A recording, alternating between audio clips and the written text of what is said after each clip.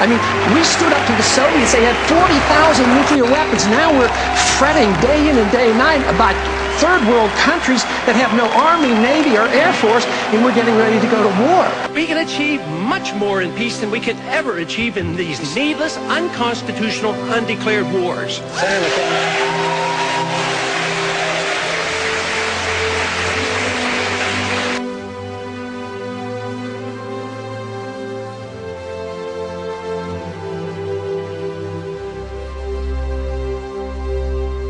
I would restore openness to government. I do not think in this country we should have secrecy of government. The purpose of government is to provide privacy for the people. I would never use executive privilege to deny information to the Congress. Get off your couches, people. This is our country.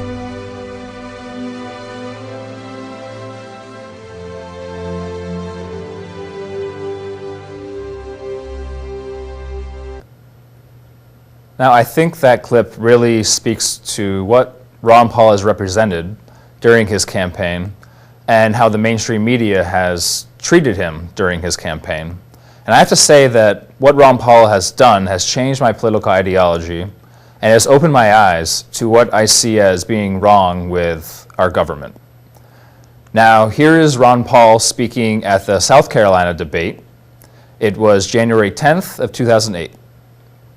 And now let's meet the candidates. Congressman Ron Paul of Texas, who is now serving his 10th term in Congress. Congressman Paul, do you support a government program to stimulate the economy? Well, government program is too vague. What kind of a government program? If it's appropriating money and trying to stimulate that way and spend more money, no, that would be the wrong thing to do.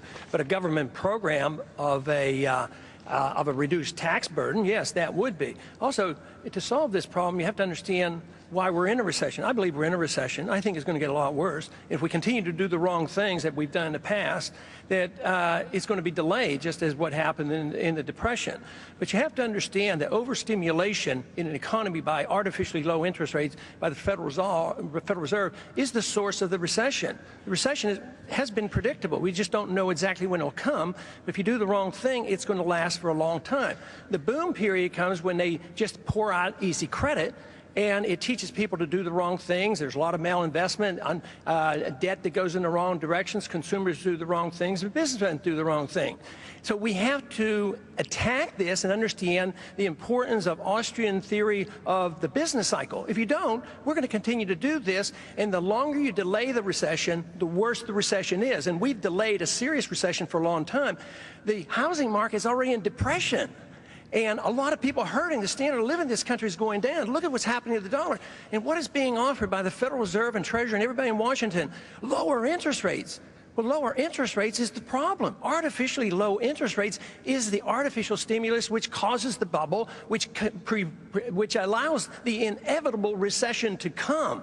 So what we need to do is deal with monetary policy and not pretend that artificial stimulus by more spending is going to help. That won't do one bit of good. Congressman Paul, can we go back to the Middle East? You have said the United States should not be trying to broker peace between the Israelis and the Palestinians. Should the president even be there today, sir?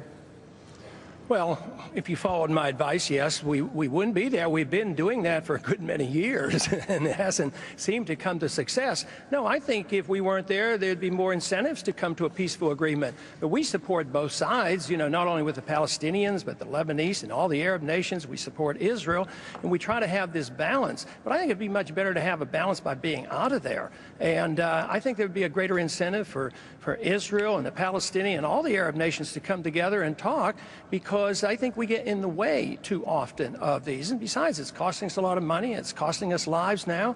And it's time that we come to the point where we believe the world can solve some of their problems without us.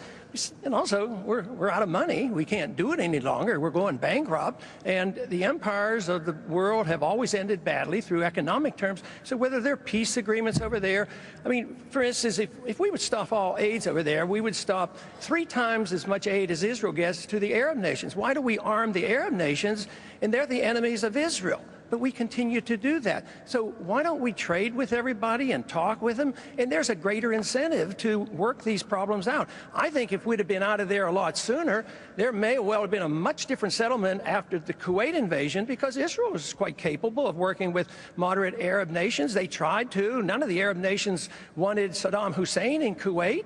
And I think they could have taken care of Saddam Hussein back then and saved all the mess that we have now, because I think there are so many unintended consequences and way too much blowback.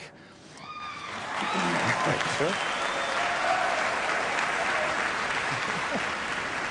Could I I'm just tempted, gentlemen. Could I just make a comment? I'm not interested in trading with Al Qaeda. All they want to trade is burqas. I don't want to travel with them. They like one-way tickets.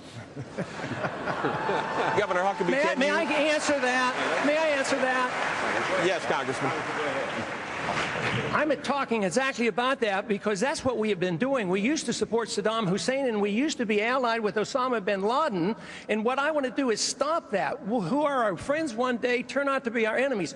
Right now, we finally got rid of Saddam Hussein, and what are we doing now? We're rearming the Sunnis, the old henchmen of Saddam Hussein. And what are they going to do with it? There's all those weapons we're giving the Sunnis in Baghdad. So look out. Believe me, that war is not over. And right now, they're demanding more troops in Afghanistan. And some people, like the senator, he thinks we should be there for 100 years if necessary. How can he commit the young people of this world 5 more generations to be in Iraq if it's necessary? I say it's time to come home. Senator McCain, you got... In many ways, we treat Israel as a stepchild. We do not give them the responsibility that they deserve. We undermine their national sovereignty. We don't let them design their own peace treaties with their neighbors.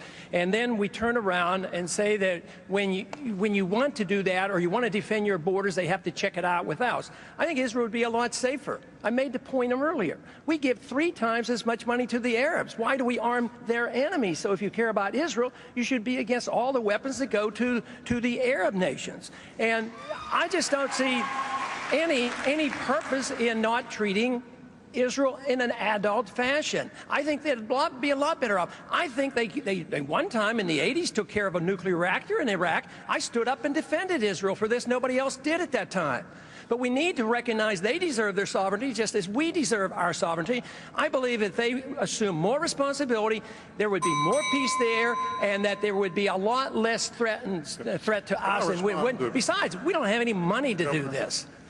We missed you. Well, briefly.